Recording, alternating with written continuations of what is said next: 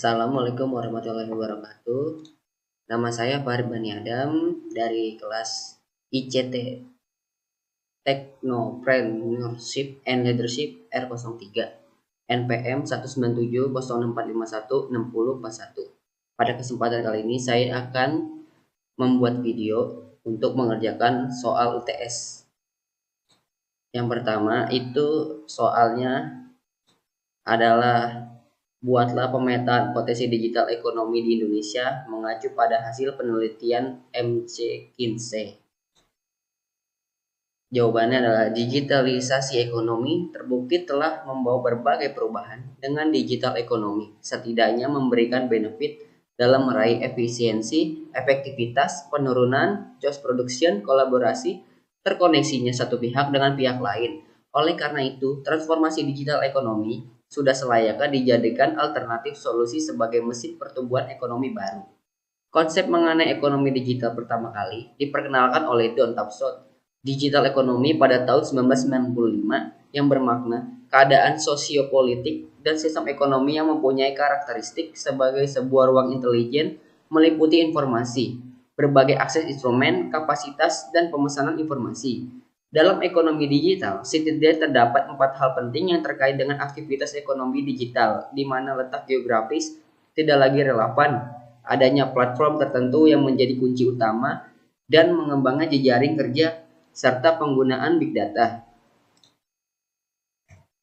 Dalam pengembangan lebih lanjut, ekonomi digital menjadi fenomena baru yang semakin memiliki peran strategis dalam perkembangan ekonomi global. Argumentasi ini terbukti bila kita mencermati laporan Huawei dan Oxford Economics yang berjudul Digital Spillover pada tahun 2016, size ekonomi digital dunia telah mencapai 11,5 triliun dolar atau berkisar 15,5% dari GDP dunia. Besar kontribusi ekonomi digital terhadap size ekonomi digital ekonomi dapat dicermati dari perdagangan online telah mengubah landscape ekonomi dunia sebagai wajah baru. Ekonomi global mengacu pada laporan McKinsey pada tahun 2018, setidaknya perdagangan online memiliki dampak di 4 area. Pertama, financial benefits, memberi manfaat ekonomi yang dahsyat bagi ekonomi suatu bangsa. Misalnya Indonesia sebagai pasar terbesar dalam e-commerce di Asia Tenggara. Nilainya saat ini kurang lebih 2,5 miliar dolar dan diprediksi akan menjadi 20 miliar dolar di tahun 2022. Lalu yang kedua, adopsi teknologi ekosistem data center dan cloud computing. Pusat data atau data center adalah fasilitas untuk menempatkan sistem komputer, cadangan informasi, server website atau database, dan komponen terkait lainnya. Sementara cloud computing atau komputasi awan merupakan layanan teknologi penyimpanan informasi melalui jaringan berbasis internet yang bisa diakses via kabel melalui perangkat elektronik.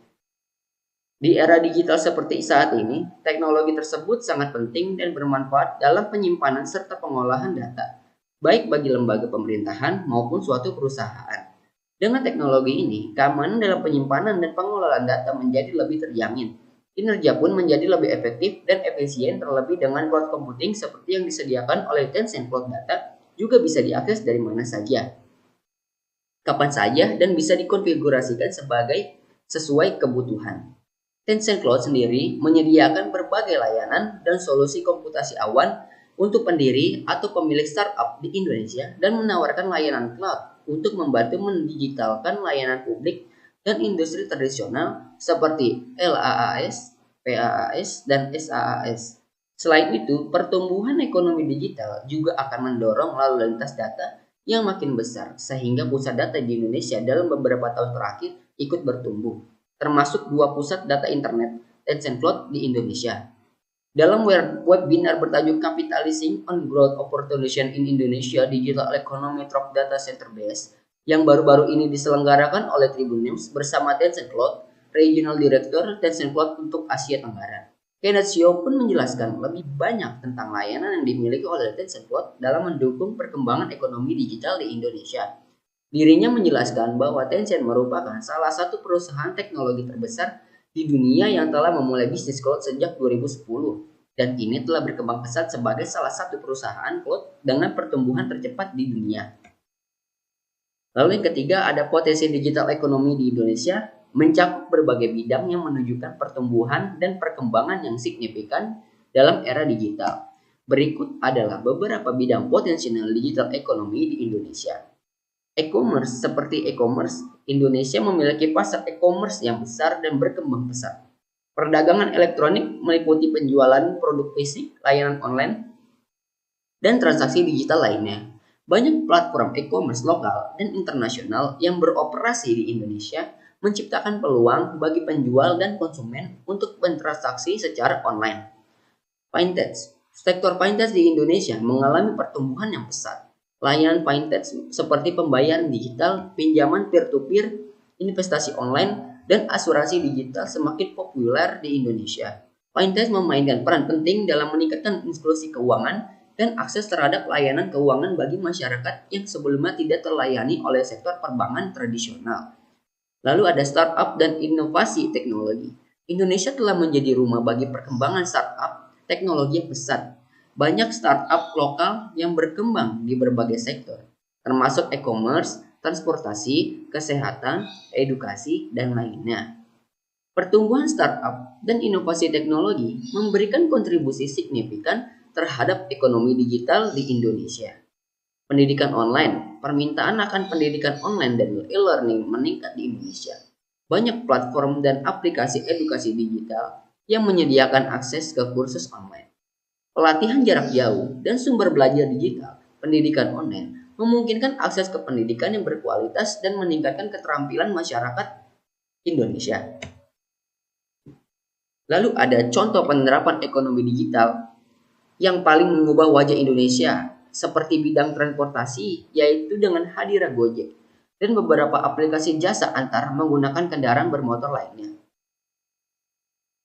Tidak hanya dapat digunakan sebagai jasa untuk berpergian saja, Gojek juga dapat digunakan untuk mengantarkan barang seperti dokumen hingga makanan. Maraknya penggunaan aplikasi seperti Gojek membuat transaksi keuangan juga berkembang ke arah digital. Kebanyakan para pengguna aplikasi jasa antar makanan menggunakan pembayaran digital seperti melalui OVO, Dana, GoPay, dan lainnya. Hal ini yang membuat ekonomi digital di sektor perkembangan semakin maju. Sebelum hadirnya Gojek, Indonesia telah memiliki toko bagus yang memungkinkan masyarakat dalam berbelanja secara online. Toko bagus yang kemudian berubah namanya menjadi OLX akhirnya mendapatkan citra sebagai tempat jual beli barang bekas paling sering digunakan di Indonesia. Dari semua sektor ekonomi digital yang sedang berkembang, sektor e-commerce adalah yang paling marak dan banyak variannya di Indonesia. Marketplace di Indonesia telah tumbuh dan berkembang di berbagai bidang. Anda bisa membeli obat hingga sayur mayur segar secara online di Go Apotik, Sayur Box, toko, dan lainnya. Setelah mendapat ide, cara membangun atau memulai bisnis startup selanjutnya adalah menjabarkan tujuan dalam sebuah rencana bisnis yang terdiri dari beberapa tahap dan dikerjakan selama beberapa waktu ke depan. Berusahalah mengerjakan daftar rencana sesuai waktu yang telah ditetapkan. Yang diperlukan dalam membuat rencana bisnis hanyalah sebuah konsep yang sederhana dan cobalah memikirkan hal-hal apa saja yang dibutuhkan. Strategi yang sederhana dan dilakukan dengan target pasar yang tepat, hasilnya akan jauh lebih baik untuk membuat bisnis startup digital yang sukses. Melakukan riset sebagai cara penting membangun bisnis startup. Apapun yang dilakukan, pastikan selalu melakukan riset sebelum mengambil keputusan. Anda harus selalu memiliki bukti pendukung keputusan, jangan hanya mengandalkan insting atau opini pribadi. Misalnya, sebelum menentukan sosial media yang akan dipakai, untuk memasarkan bisnis, cobalah teliti dulu komposisi serta potensi penggunanya bagi bisnis Anda. Mengembangkan strategi pemasaran sebagai cara membangun startup digital, setiap bisnis startup perlu menghabiskan jumlah uang dan waktu yang berbeda untuk pemasarannya. Biaya pengeluaran ini penting karena membantu Anda, seperti tetapkan branding, tampil menonjol dari kompetisi, ciptakan hubungan pelanggan dan bangun loyalitas, tingkatkan visibilitas yang menarik pelanggan baru. Lalu bisa memperkuat reputasi perusahaan Anda. Terima kasih. Sekian presentasi dari saya. Kurang lebihnya mohon maaf. Apabila ada salah mohon dimaafkan. Wassalamualaikum warahmatullahi wabarakatuh.